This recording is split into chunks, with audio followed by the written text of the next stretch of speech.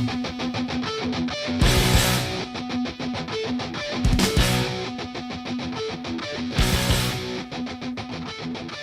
everybody, welcome to TFG Radio. Again, as mentioned before, this is the SoCal Open series for Tom in order for make Tom a better player.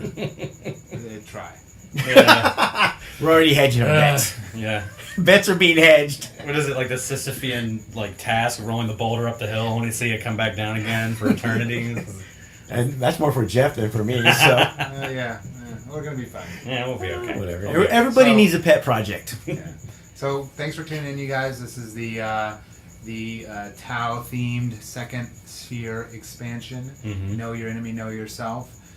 In today's episode, this is going to be some video content, obviously, but the purpose today is we're going to give Tom 3 different lists and kind of simulate walking up to a table at a tournament. So the idea is we're going to give Tom a list. He's going to kind of take a minute or two to look at the list, and then he's going to choose his ITC secondaries because we're getting ready for the SoCal expansion. So we're using the new ITC secondaries. He's going to kind of know his deployment zone, know the list, and he's going to choose his secondaries because that's an important part of any tournament play. Mm-hmm. And then he's going to tell us about the enemy's list and kind of what his list can do to answer that list and what any trouble that he may have from the list. You're then going to see Tom deploy against the list. I mean, we're not going to film the actual deployment, but we'll come post-deployment, and Tom will kind of walk us through his thought process on how he deployed against this list for the specific mission and what he thinks is going to happen in the first turn. This is before he knows if he goes first or second, so we'll kind of just get you some of that insight and some commentary by myself and Adam here about how Tom deployed, how his opponent deployed, and what perceived errors he made or good moves he made in his deployment to kind of show you, the viewers, kind of what it's like to get to a tournament table and deploy against another opponent's army, because deployment is probably one of the hardest phases of the game. I still make deployment errors all the time, so it is something that is a learnable skill and something that we hope to demonstrate to you why Tom deployed one way, why it was an error, why it was good, etc., etc. So that's that. And then Tom, why don't you tell us a little bit about your current list for the SoCal Open and kind of what you've been doing with it practice-wise? Sure. It's 2 Tau set battalions, and it's a Borkon Outrider. Okay. In the first battalion, you've got Shadow Sun, a Cadre, and a Cold Star Commander, followed by 3 sets of 9 Striker Fire Warrior units, Riptide, a Marksman, and 2 sets of Shield Drones, 1 at 5 and 1 at 4. The Riptide, for those who are curious, has Heavy Burst, Smart Missiles, ATS, and Velocity Tracker. The next battalion has another Cadre, Dark Strider, and I think another Cadre. Yeah, it's got 2 Cadres in that. Sure. The Cold Stars and Borkon. Oh, okay. Yeah. It's got 3 more sets of 9 Strikers. Then we go to the Borkon. That's got a Cold Star Commander. Then we've got a unit of 6 Shield Drones, a Yavara with Target Lock and Interceptor, 6 Shield Drones, and a Pathfinder team. Just to kind of quickly go through it. Yeah. So how's it been performing for you? I know you've been using it in a couple of local leagues here. Yes. And tournaments. So why don't you kind of just briefly tell the audience about what you've been learning through that practice? Right now, in terms of pros, it's an incredibly powerful list. It's a lot more durable than it looks like, because you think, well, Fire Warriors only have a 4-up save and they've got a Guardian stats aside from that, but there's a lot to chew through, and more often than not, people end up targeting my bigger suits, which are protected by drones. Those suits in return end up doing a lot of work. In terms of cons, and something that I've learned about myself actually as a player is, since I've been so used to elite, smaller armies, it's challenged me to play faster. You've been using the same list for quite some time, right? At least 20 games. Okay, so earlier in the first episode, we kind of talked about one of the things that you can do to improve your performance is to play the same list over a long period of time, because it gives you a larger sample size of how a list is performing. So what do you think, how has that, using the list over such a long period of time, 20-ish games, helped you with this list? Well, it's helped me figure out how to play it at its core concept, where if I had changed it too early on, I wouldn't have maybe learned the lessons I need to continue using a bunch of Fire Warrior squads. It's allowed me to really see how all the pieces work together, and if I were to change it, now I have a better understanding of what functions what way if I were to say swap out a component with another. Right. Okay. So So that's good. Great. Okay. So I guess we'll get on to the list assessments now. Okay. So the first list today will be up on your screen, but it is essentially a Craft World Eldar list. It's the list I took to LVO, to Bay Area Open, and the Hammer Wrath here in Pasadena. It is a Craft World, a Laytok, obviously. It has a flyer wing with 3 Crimson Hunters. It has 2 battalions, one with 3 units of Rangers, Illic Knight Spear, and a Warlock Conclave. It has the second battalion has an Autarch with a Reaper launcher and the Warlord trait that lets them snipe characters. It has a Farseer with the Fauci's Wing Relic, which gives them a 12-inch fly move. It has 3 units of 5 Dire Avengers, 3 units of 3 Dark Reapers with an Exarch with the Tempest launcher, and then it has 3 Wave Serpents with vectored engines, which give them a -1 to hit when they advance, and they also have Spirit Stones, which gives them a 6-up Feel No Pain. So it's a pretty solid Eldar list. So Tom, why don't you take a minute or so to take a look at the list. We've rolled up Spearhead Deployment, and it's in Mission 1 from the new ITC pack. So this is in tandem with learning about remembering your opponent and what they can do. Altayak is the -1? Mm-hmm. Okay. Correct, yeah. Outside of 12, okay. Yeah, and this is the ITC mission with 6 objectives. Okay. So already first thoughts is that this list is going to have a lot of bodies like mine does, which means that contesting the objectives is going to be a lot more difficult, say, than if I was facing an opponent with a more like smaller model count list, like a Knights army. So that's my first impression, right there. Let's see. Spearhead Deployment is the Pointy hammer and anvil. the pointy hammer and anvil. So that means that he's okay.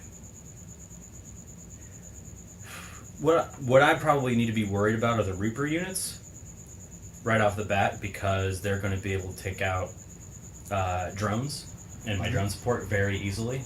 I rely on that a lot. The Wave Serpents can, carry up the Dire Avengers pretty quickly up the field, and combined, or if they drop out of the Wave Serpents, that's a lot of firepower at my Fire Warrior units, who die to very easily to a lot of fire, which not a lot of people bring as much, except for this, like this. The Rangers are actually going to be a big problem as well, because I have a lot of characters, and my army relies a lot on character synergy and buffs, and the 2-up marker lights, 3-up marker lights if they move from, my Cadres and Dark Strider. And then finally, Crimson Hunters, those are going to be gunning for my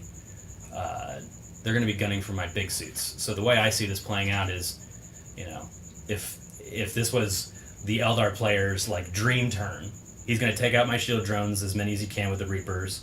He's going to then throw his Rangers at my characters, because now they don't have drone support, and then he's going to throw the Crimson Hunters at one of my big suits. So, yeah, that's kind of my first impressions of it. What I would take, let's see, in terms of secondaries, he's got 3 Wave Serpents and Crimson Hunters, so that's, I'll probably end up taking Big Game. He's got 4 characters, so 3 characters. Yeah, the Warlock Conclave is not a character. Oh, that's right. That is right. In that case, then now I definitely won't take. I wasn't gonna take Headhunter, but now I'm definitely not taking Headhunter.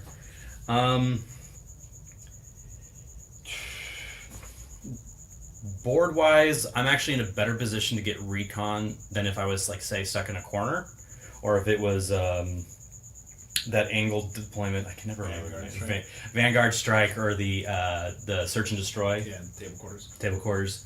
So old school seems like it's doable, especially because if I pour enough firepower, even if it's Eldar, if I'm -1 to hit, I'll be able to throw enough at one thing where I can get first strike. Yeah. Okay.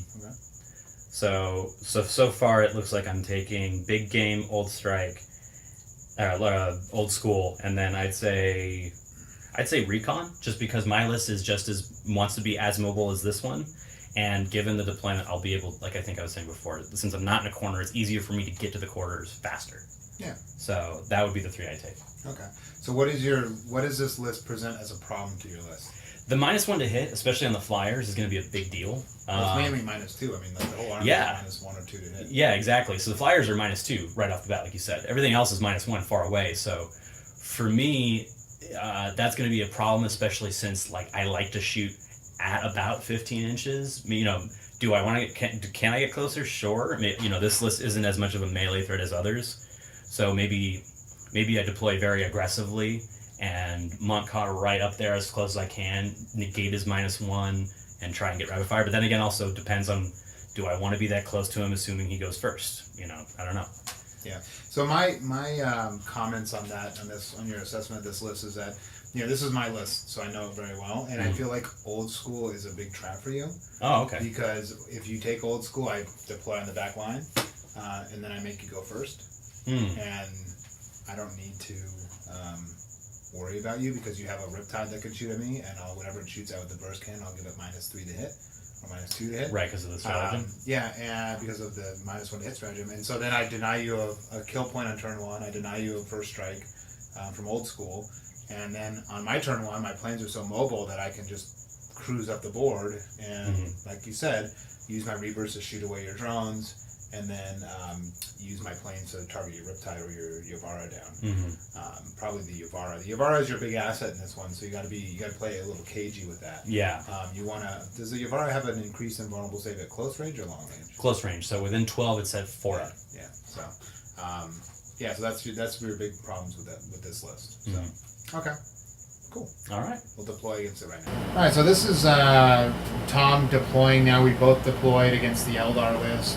And Tom, why don't you walk us through what you were thinking when you deployed? I mean, I had 10 drops to your 15 or 16 or whatever it was, so you knew going into it that you weren't going to get the +1. So why don't you talk about what you were thinking here when you're deploying, talk about what the mission, your secondary choices, and then Adam will kind of show us what the deployment looks like right now on the battlefield. So one of the things I've gotten a sense of with this list, especially because I've played it more than 5 times in a row, is that having a lot of drops can actually be to your advantage, where you can put things down that you kind of know you're okay with them being here. Like, for example, I put the marksman down here first. He's a character. I can have him hold the objective. It doesn't matter if he's there or not. I'm kind of okay with him there, just to see where you're going to deploy. And since your drops were very, very few, I was able to kind of gauge where I wanted to put things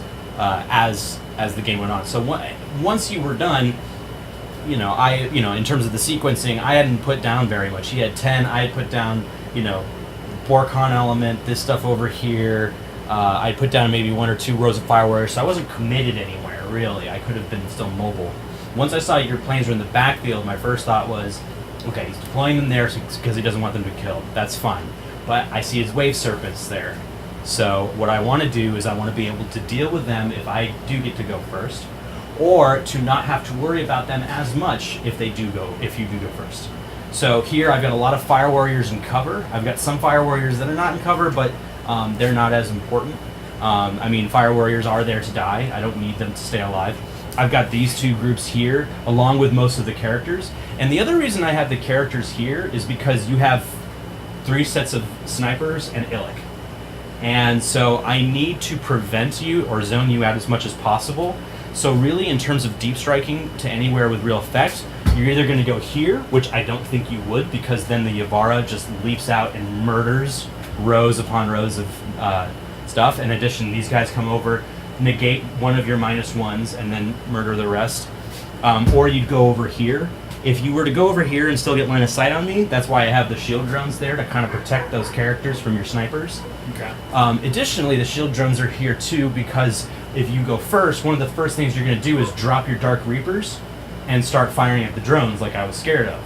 Well, unless I'm forgetting that Dark Reapers can shoot what they can't see, which I think they can with the Tempest Launcher. Yes. But that's just one weapon. I can afford to deal against Dark Reapers with the Tempest Launcher than with their whole arsenal. So put the shield drones here. You're not going to be able to get line of sight if you're on the floor. And if you come anywhere closer to be on these buildings, then you're putting your Dark Leapers way too far forward, and that's actually what I want you to do. So really what I'm trying to do is just take advantage of the center of the board and my numbers and kind of have you come to me. The flyers, I know that they can go really far, so to prevent you from character sniping, say this guy who's kind of a little bit out by himself, or any of these other characters, or even the Riptide, I kind of like not only spread out the shield drone love, but also made sure that I had, you know, blocking elements as well. And then, as a minor note, the Pathfinders are here because something I always want to do with the Pathfinders is keep them out of line of sight, depending on whether or not I'm going first. If I go first, I do the Vanguard move, and boom, they're ready to start marking things for me. If I go second, depending on what I'm facing, I keep them there. That way they're not a kill, because that's a kill point that I can't afford to lose at first turn, because they're very helpful. They really, you know, so I wanted to protect them. So that's just kind of my overall thoughts. And if I were to go first, I would try to bait you into thinking that I'm putting everything into one of your Wave Serpents, trigger the additional -1, and then switch as much as I possibly could to the other one, because you've already used it.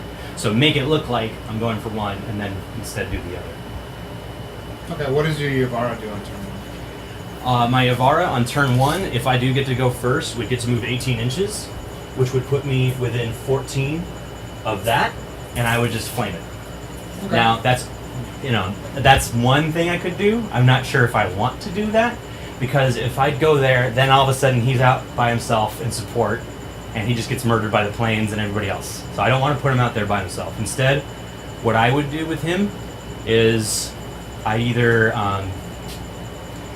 if I go first, I'd either jump him in the sky, because that way on turn 2 I can put him anywhere, and including in my own backfield, and have him maybe do something different, maybe position myself so you can't zone me out. And then second, or just have him chill, kind of be there just in case. Maybe act as a fire bait, because I've got shield drone support. He's around his other buddies. He's not out in the open by himself. Probably that second option, just kind of keep him there, because if you come closer to me, boom, I can just come around and start flaming stuff. I might not even have to move, depending on how close you get to me. Okay. So if you were to win the roll-off, would you go first or second? I would... Knowing that your secondaries are Recon, Big Game Hunter, and Old School. I'd probably make you go first. Smart. Because you need your Dark Reapers out on the board to do something, and I want to shoot at your Dark Reapers. And I've got a smart missile system on the Riptide, which I can, has not only ignore cover, but -1. So even if you throw your Dark Reapers into cover, I'm not only ignoring that armor save, but I'm also moving them from a 3 up to a 4 up. In addition, I'm winning them on 3s. Yeah. So I would do the same thing. If I was to win the roll-off here, I would make you go first. I deploy my Rangers, knowing that you have Old School, and you need First Strike, I would definitely make you go first, and I'd deny you a kill point. I would definitely Phantasm my Wave Serpents back, or potentially Phantasm back and then Cloud Strike them, so that they could, one or two of them could Deep Strike. I don't know if I have the power level or the models for that, actually, so maybe I couldn't do that, but I definitely redeploy them so they're outside of your Yavara's range. Mm-hmm. And the rest of your army I'm not really too scared about, because the Riptide does 2 damage, so the Serpent Shield brings it down to 1. Maybe your whole army shooting into one of them might kill it, but I'm not really worried about too much. I definitely want you to go first. So I think in this matchup, we both want the other player to go first, because we want the other player to commit. Mm-hmm. If you go first, you have to move forward to engage me. Mm-hmm. So you're now closer to my Dark Reapers. You're having to move away from your all this castling up that you've done here on your side of the board. Mm-hmm. The real reason is because you took Old School.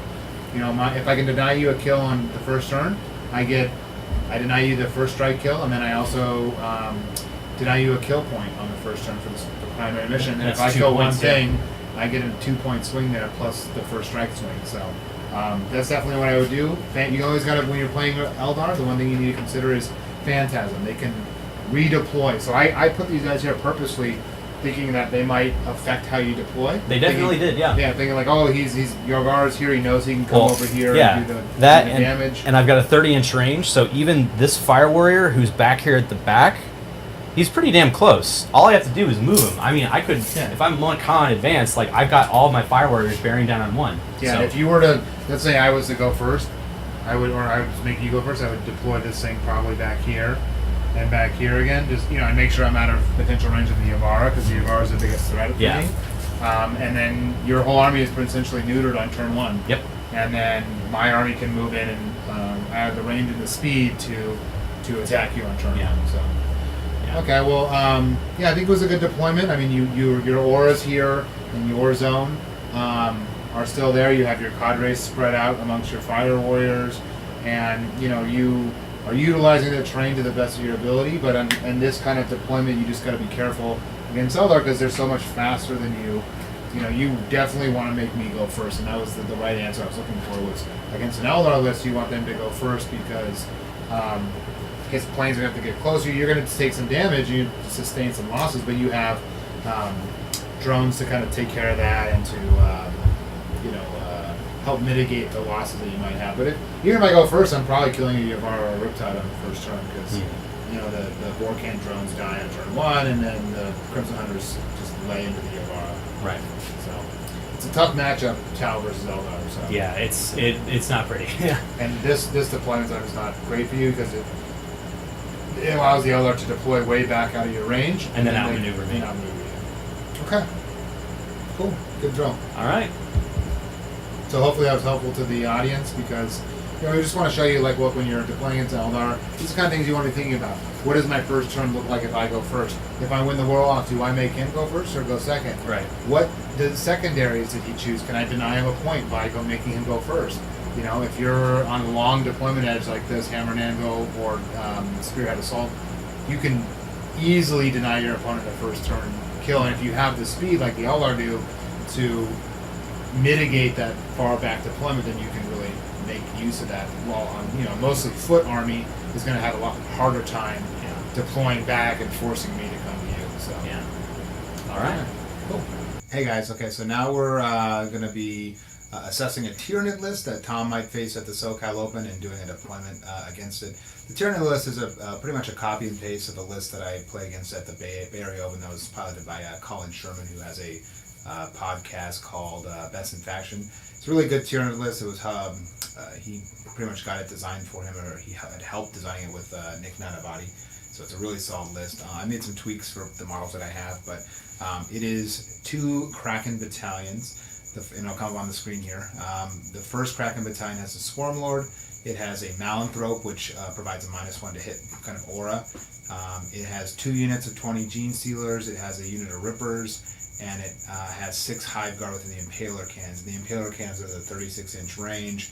They ignore line of sight. They ignore cover, and they shoot D3 damage, gun strength 8, -2 AP. Is it strength 8? I thought it was strength 8. Oh yeah. god. Yeah. And then the second battalion is 2 Flyrants with all the DACA, 4 guns. And then it has 2 unit of Hormagaunts, a 30-man and a 28-man, and then 3 units, a unit of 3-man unit of Rippers. So it has a lot of board presence, a lot of low drops, and it's pretty durable. So why don't you give us your assessment of that? Yeah, and I think the deployment for this game is Dawn of War. Yes, we've rolled Dawn of War. And it's mission 2. And it's mission 2. And to recap, what is mission 2 is the 3 objectives? Cut to the heart, 3 objectives where it's one's in the center and then you place one in your deployment zone. So right away, I already know that I'm going to have a very hard time with objectives because this list is completely designed to swarm.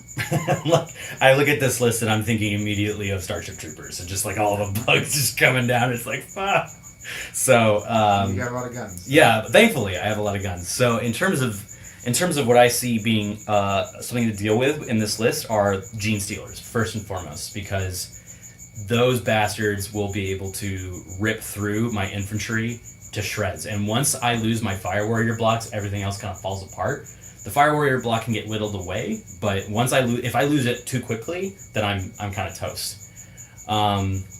In addition, the the Hive Guard with the Impaler cannons, kind of like how we talked about with the Dark Reapers.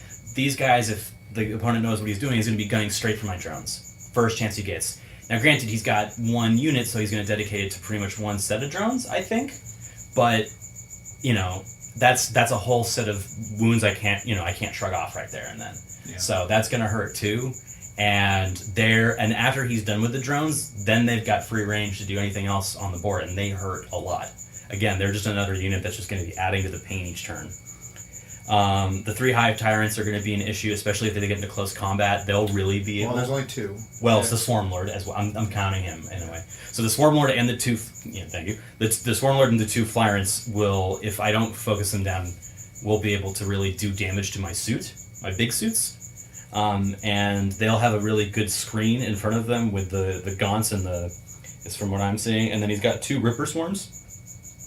So right there, Ripper Swarms, if I'm not mistaken, can infiltrate. Yeah, they like burrow after deep strike. Yeah, so that's a not necessarily on turn 1, but on turn 2, that's a recon point starting to generate. He just puts them in the corners where I don't have enough people nearby to deal with them, and he doesn't have to worry about his block of death. He doesn't have to worry about positioning that. He can have that be wherever it needs to be. So my thought process is, since this is Dawn of War, which is great for him but not good for me, what I really need to do is kind of turtle up, because I need to take advantage of as much Overwatch fire as possible. Yeah. Especially since I'm Tau Sept, I'm hitting on 5s. I need to force what he's doing. That said, I can't position myself such that when he attacks me, all of a sudden I have nowhere to retreat. So rather than pick a corner, I'm going to pick a quarter. I think that would be the better way to do it. Kind of take, not too close to the front line. I mean, the Gene Stealers are going to get into combat with me first turn no matter what, since they're Kraken and with Questing Tendrils and the Swarm Lord's ability. They're going to be able to just jet up the field, so one of those units is going to be right up in my grill right away. But that's kind of fine. I'd actually prefer if just one unit does that, because then I am able to Overwatch the hell out of it with a ton of crap, and then pull back next turn, use Dark Strider, and then finish it off. Then I can use the rest of my army to shoot down whatever's coming closer, and it's kind of like a shooting gallery where I have to I have to shoot things as they come at me, but I have to be careful for the distraction card effects, even though there's the joke being that there's going to be something that the Tyranid player will throw at me that he wants me to deal with, or he thinks that he wants me, but reality he's trying to get this other unit in. Yeah. So I have to be careful, like for example the gaunts. Yeah, gaunts are annoying, but but if I can see the gaunts are closer to me, but like the Swarm Lord's just a bit behind, I want to deal with the Swarm Lord. Like that's the unit that I'm more afraid of. Mm-hmm. Positioning wise, I think what I'll have to do is also make sure that I stagger my Fire Warrior line such that at most he's tying up 2, and he's not able to spill through with any other additional units or tie anything else up. Yeah, you're going to want to watch out for this list to be having prisoners taken. Yes. So he will attempt to tri-point, and what we mean by that is at the end of his swings, there's still guys alive, and he puts 3 models on 3 different points of one of your models, meaning it can't fall back because there's no room for it to fall back. Mm-hmm. So I think in this matchup, you have to leverage like you said earlier, leverage your Overwatch. So you have to make sure that you're deploying away so he can't hide in a building and charge him out of line of sight. Mm-hmm. These are very important things you're going to have to watch out with this list. Because this list is, although you're a shooty list that wants to be a little closer, you have to watch out because you have great Overwatch, so you kind of have to keep all your Fire Warriors and your Riptide together so that they can all supporting fire on some Gene Stealers that come in. Otherwise, he's going to have an easy time of just ripping you to shreds. Oh yeah, and one of these 20 units could easily kill 2 of my Fire Warrior squads by themselves. Oh, if not more. Yeah. If not more, yeah. All right. Well, let's see how you deploy. All right, so here we are with Tom having deployed against the ever-growing Tyranid threat that he faces. So, Tom, why don't you tell us a little bit about your deployment and what your thoughts were going into this game? So, kind of like I said, I wanted to kind of castle up a little bit, but I did not want to do it in such a way as to where I couldn't break out of it if I needed to. So what I did was I created a really tight Fire Warrior line on the end, such that you could only really get into combat with your Gene Stealers, which I know will get into combat with me first turn, on one set of stuff. So, for example, if that Gene Stealer unit, which if you'll, it is, even though it's on top of the building, we discussed it's these below. These guys are below inside the first level. And the Flyrants and the Rippers are off the guys board. Are here in Deep Strike. We were just there to show that they're part of the list. So assuming that those come up here, they go from one cover to another, and they come from here, I have to be worried about that. So I created a Fire Warrior line right here that is pretty tight, so you can only really get into contact with them. I didn't really give you any gaps. So the Avara is here because not only does it allow, it allows for Overwatch. Normally you can't, in ITC, Overwatch through a first floor building if you're on the other side because you can't see. But with the Avara, with its height and the fact that it has fly, so it can start up here, those Gene Stealers, if they come in here and up to this point to try and assault this line, it can provide some really nasty supporting fire right there. In addition, if you were, or the player were to be a little sloppy and like kind of come in this direction, even if they were to get out of the Fire Warrior's line of sight, the Riptide still has invisibility. Then over here, in case the Gene Stealers over here were to come this way, this is a lot much easier to defend from, especially too with the Gaunts, because I can see most of this part of the board. I mean, barring like a perfect line right here, there's not going to be a whole lot that I can't see when you're charging me, even because these guys will be able to see into that part of the building because of the way I stretched it out too. If you were to come this way, I have 2 rows of Fire Warriors here with a lot of Overwatch firepower, so that's actually to my advantage. I would actually kind of want you to charge this lane. If you were to charge here, the Riptide would be able to provide supporting fire. These guys would be able to provide supporting fire. I mean, so this is more of a kill box, and this is more of, I designed this so if you were to kill this and then come in using any kind of movement phase, the closest you'll be able to get is this second line and that line of drones, which I've also built to be kind of a roadblock. Granted, your Hive Guard might focus those drones down, but this second line of Fire Warriors really prevents your Gene Stealers from coming back around and trapping me here. And if they do, then I have this amount of room to get out of it, and the Riptide can fly. If I were to go first, I wouldn't really change very much of what I'm doing. I'd probably have this block rotate forward over this way to be able to start shooting at the Gaunts and whittling them down, and also increasing the angle at which I can provide Overwatch to kind of move this wall a little bit. Over here, I would shift across, just so that way the Fire Warriors here can provide their own Overwatch support and take this here. I didn't want to deploy them here in the first place because I thought that'd be a little more untenable to hold. I thought that would be, the Gene Stealers would have less distance to cover, and then if they were to kill them, then it'd be easier for them to come around and wrap the rest of my army, considering the amount of movement they can get even after killing that unit in the assault phase. So that was kind of my idea. And in terms of secondaries, just to reiterate, it actually kind of works out great that you have all these infantry, because all of your infantry, the 2 Gene Stealers and the 2 Gaunt squads, because they're about 7 power level or higher, I've marked them for death.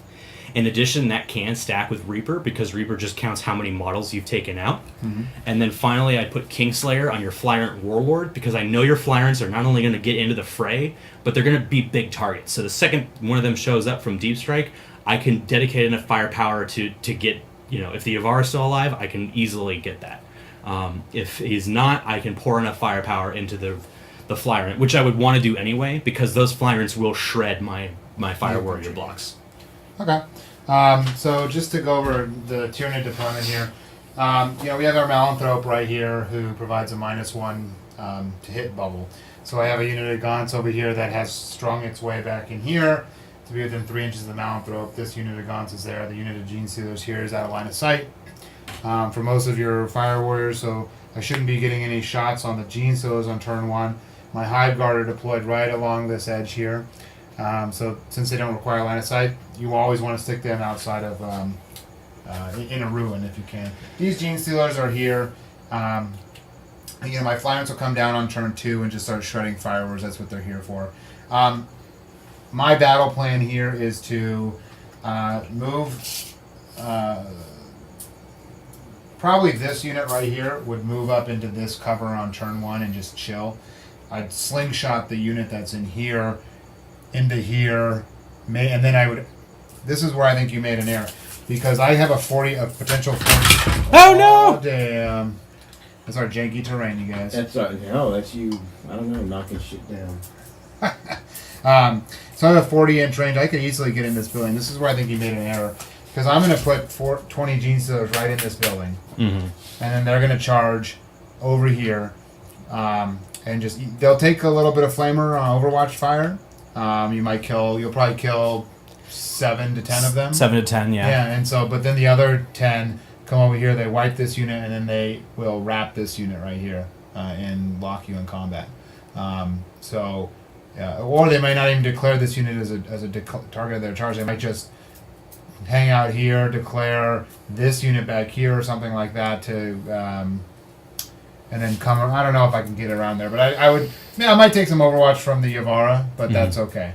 And I may even be able to put all 20 of them, below here, so that the Yavara can't see. I mean, if I went second, anyways, my idea is that I'd put the first unit here so that they would charge as much stuff here and just start locking stuff up. Mm-hmm. This was a good deployment because, look, this ruin right here, you want to, when you're playing Tyranids, you want to make sure that they don't have anywhere they can charge you that line of sight. So my only critique of your deployment is you want to utilize second story ruins because in the new FAQ, Games Workshop, in their infinite wisdom, decided that if you are filling up a second level ruin and the enemy cannot place their model up there, that they can't fight you. So I would have put all of my firewars in this building right here on the top level and on the bottom level. Put your Riptide right here and your Yavara right there, and just said, because they can fall back and still shoot, and just said, come at me.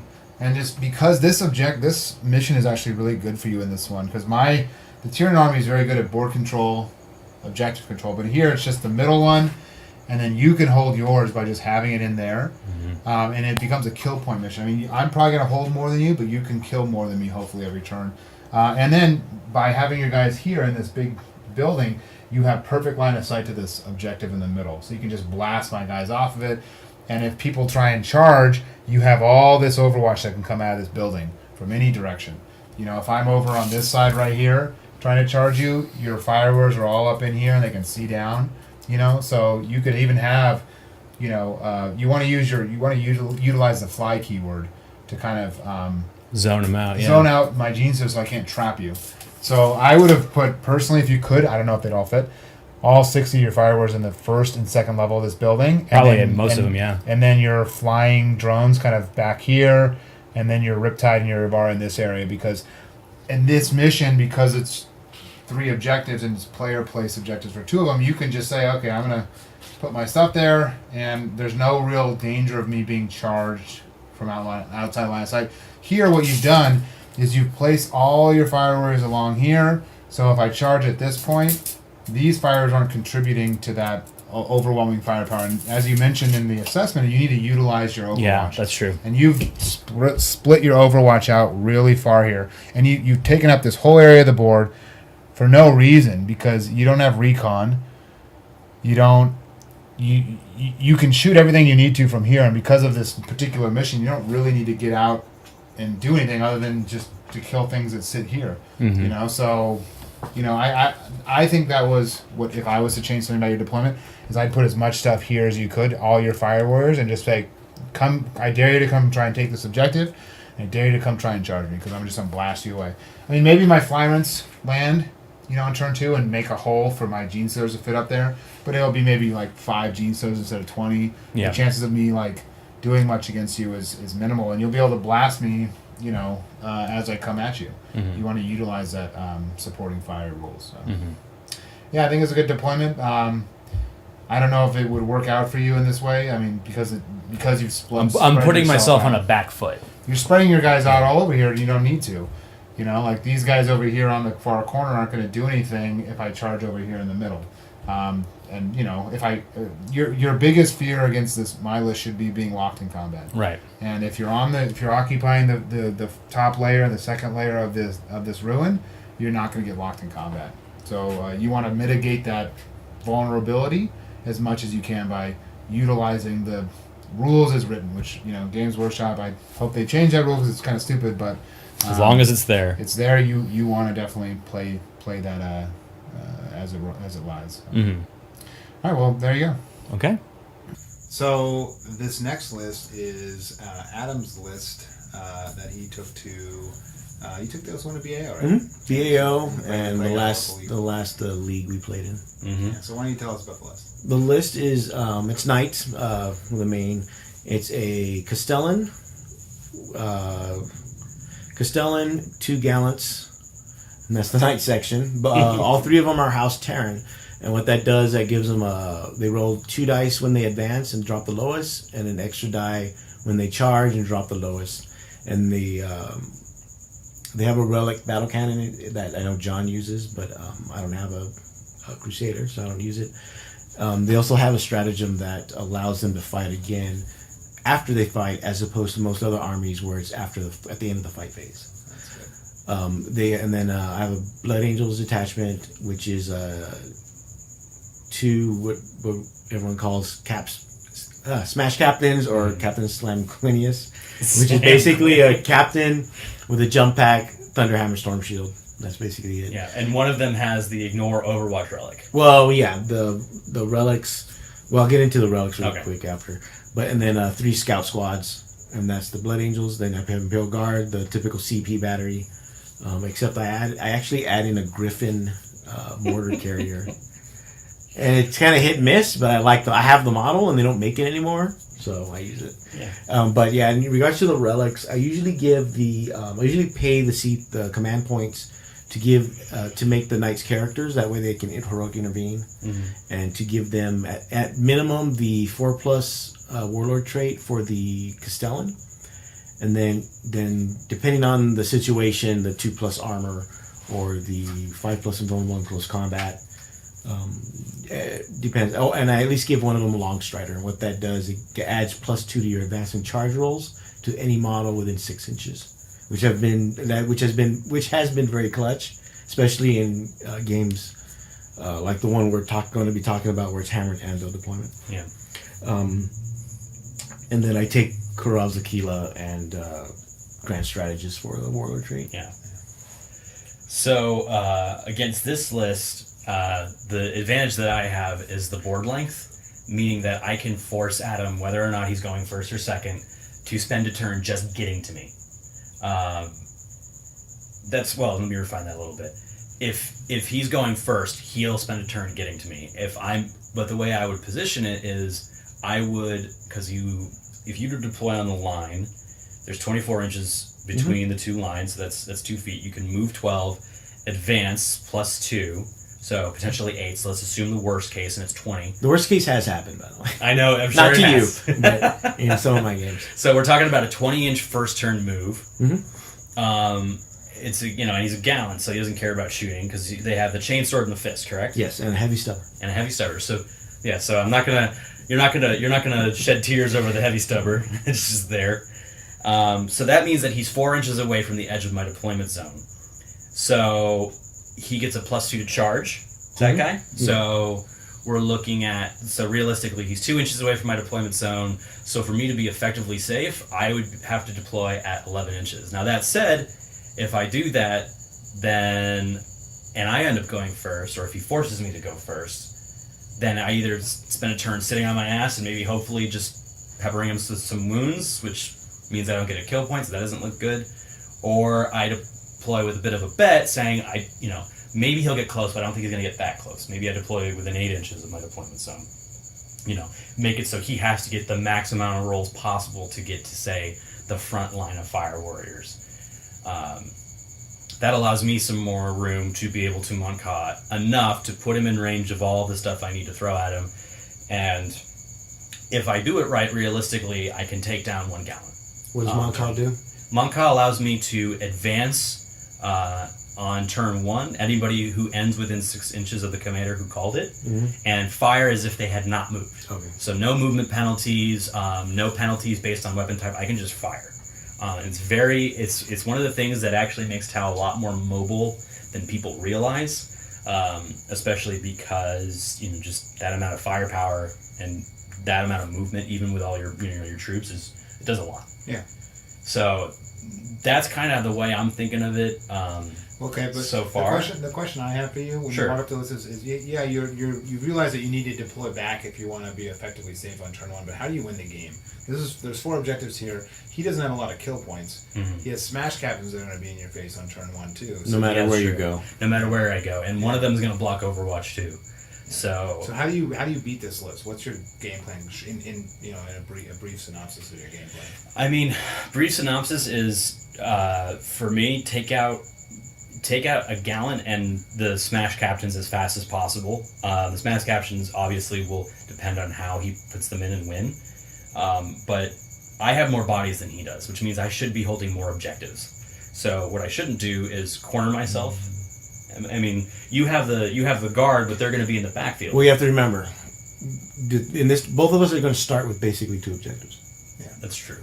Well, Actually, in this Hammer and Anvil, there's going to be 2 in the middle. yeah. So no Oh, man's okay. center Line. Yeah, So- so I'll at least hold the 2 in the middle. potentially. Yeah, unless you go first. Yeah, unless I go first and take both of them and still am able to fire at one of your knights. So then I've got a whole bunch of objective secured bodies. Even if you throw a knight or a slam captain at me, the difficulty will be though is that in this setup he also has scouts. Yeah. So he can use those as speed bumps for me to deal with, not because I'm trying to charge him, but because they can tie me up as well. My only thought would be you need to leverage your the bodies that you have to move block the knights. I think that's how you have to. You need to destroy his infantry, and if you can destroy the knights, but you're going to need to kill infantry into the turn to get and deny him scoring points. So you're going to want to get objectives, and you're going to want to use your infantry. You can throw your Fire Warrior squads away to block movement on turn 1 or 2 because they're not going to be as efficient against the knights. I mean, look, 60 Fire Warriors and knights can do some work. Oh yeah, especially with the +1 to rune strategy. Yeah, but you need to utilize your stratagems like EMP grenade to start off the Tau chain. Right. And then I think you need to use the infantry as kind of a resource to block movement and control the board. Yeah. Because it's going to be harder for you to get kill more against the knight list. That's the problem with the knight list is usually you're going to be throwing wounds on the knight but not killing it. Maybe you kill 1 knight and a slam captain, but then he kills 3 Fire Warrior squads. So you're gonna kill more is going to be tough for you this game. Yeah. So what it's I a tough matchup. So what I need to do is I need to make sure I either deny his hold more or hold more than him. Correct. Yeah. All right. What secondaries you take against this? How many of your knights are characters? 3. All 3 of so No. all of them. I have 7 characters. Well, the gallant that has the relic on him, Land strike, or That's the the warlord warlord, trait. the warlord trait. Yeah, the warlord trait. Sorry, that I would probably mark for Kingslayer Yeah, that's smart. because he's going to be in my grill very quickly because that's his job is to come charge me and attack me as much as possible. So that's a relatively easy secondary to get. I wouldn't want to put that on the Castellan because he wants to keep his Castellan shooting in the backfield kind of like the way I do, and he's going to have threats engaging me. So I don't want to do that. I'd rather put it on something I know I have to kill. Additionally, I'd say recon would be a good bet here because what I can do is since I have a lot of bodies, I can utilize the middle of the board or even close to have a foot in each sector. That's something I could potentially do. And then I'd say the last one would be, unless they changed it, we just updated ITC rules. Is Titan Slayers stack or no? Yeah, it doesn't stack with Kingslayer, but if you killed one of the other Gallant, you get 3 points, and then if you do 8 wounds to the Castellan, you get your 4th point. So it's not a bad one. It's not a bad one. Headhunter would be good too, but that doesn't stack with the Kingslayer. Kingslayer is a good choice. But Yeah.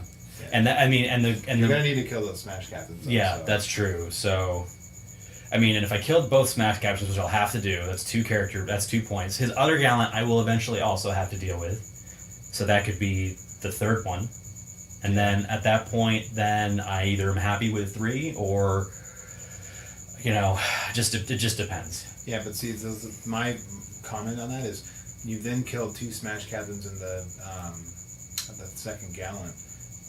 Which is tougher to do than just killing, which is easier to do, than just killing the 1 gallant, because you're going to kill those smash captains are going to be up in your grill, so you're going to want to I think Headhunters is not a bad one. Okay. You could also do. You don't want to be behind any lines in this one, but yeah, I think Headhunters is a good one. So Headhunter, but About maybe 3, Yeah. maybe 4 if you kill the castle, but it'll be tough to get your 4th one. yeah. I mean, the only other character I could go for would be his Astra Militarum Warlord, but Yeah. I'd only really get him if I really kill a lot of your infantry, or if he's out of position. Mhm.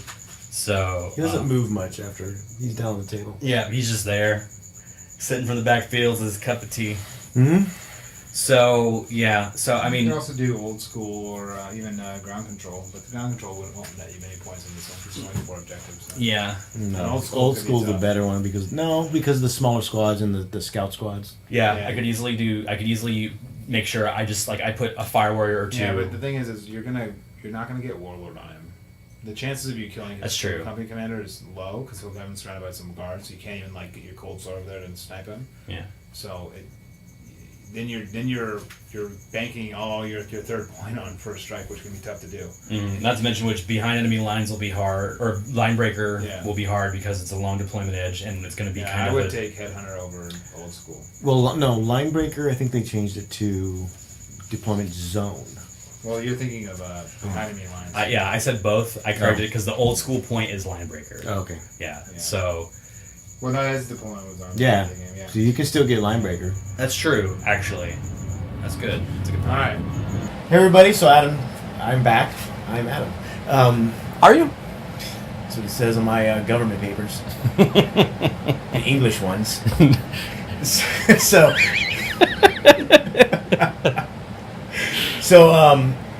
this is game 3. It is mission 3, Hammer and Anvil against Imperial Knights, my Imperial Knights. Tom, you want to go through your deployment? Yeah, so kind of like I was talking about, what I wanted to do was kind of bank on you maybe not getting the charge. I thought about deploying a little more back than I did, but then I remembered that knights don't like ruins, and there's a lot of ruins on this table. Well, it's not that they don't like ruins; they They don't like buildings. Buildings, exactly. Like So I can go through this ruin as long as the base fits. exactly. So what I've kind of done here is this is kind of like a natural wall for you where the only gap is here. So I've kind of put fire warriors here to block your charge. With the Yavara here, just in case you do decide to charge, I can flamethrower that. And this is all again assuming you're going first. Okay. Over here, I've got 2 lines of fire warriors, so that way, if you kill the first unit,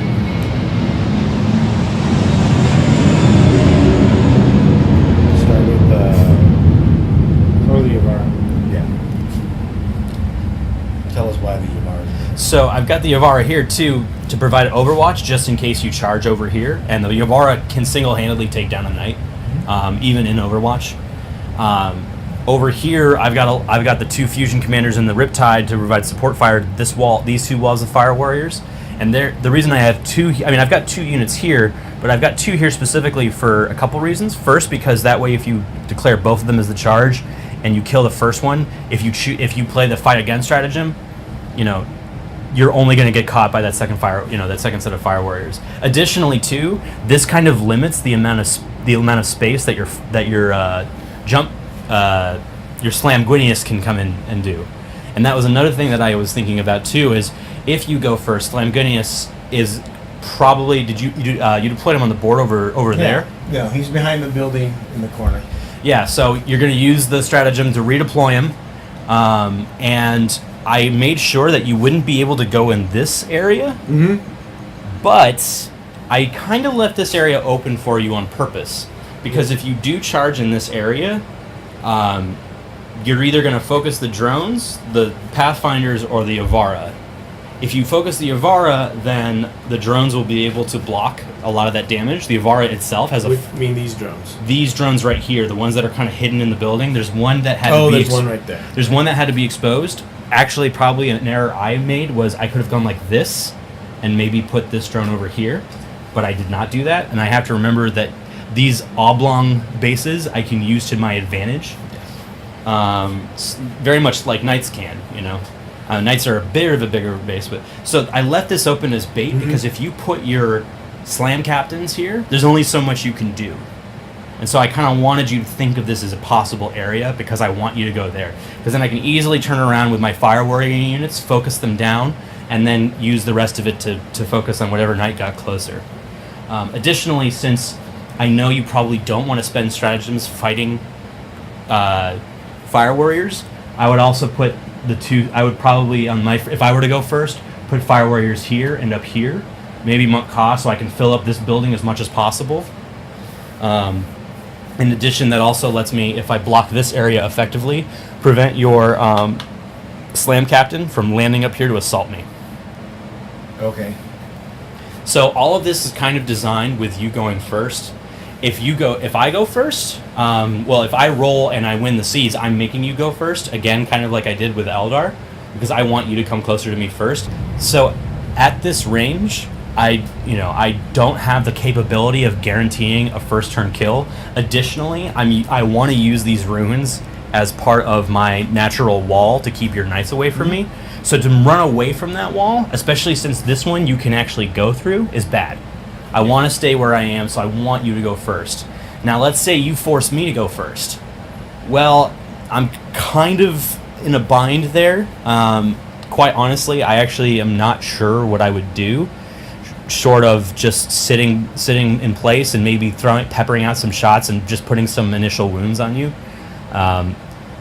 Because I'm actually kind of expecting to go second. You want to go first. You want to get as close to me as possible, or that's what I assume you want. If you're a typical, if you're a typical player with this kind of a get in my grill list, yes. yeah. So, Jeff, do you have any thoughts? Yeah, I mean, so I think what you are saying here is important because what we see here for the viewer is he's got a big old line of fire warriors here that he's going to use to block out the knights.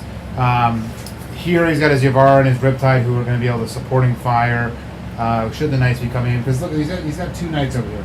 So with this terrain against knights, it's important to know that, look, these buildings right here are exactly what you want to see when you face knights because they can't walk through them.